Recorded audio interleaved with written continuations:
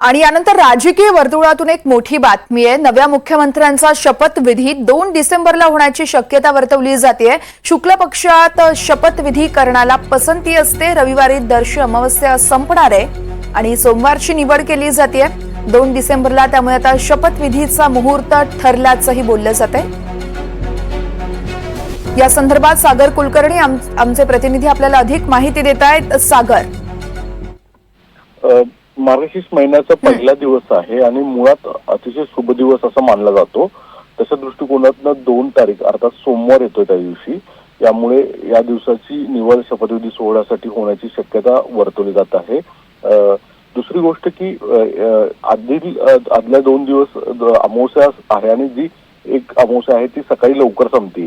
ती अमावस्या संपल्यानंतर 1 तारखेला दुपारी विधिमंडळाची बैठक करावी आणि त्याच्यामध्ये विधिमंडळ गटनेता भाजपचा जो असेल जो राज्याचा मुख्यमंत्री म्हणून निवड होईल याची सुद्धा त्याच वेळेस चांगल्या मुहूर्ताला निवड करावी अशी एक चर्चा जोरदार सुरू आहे।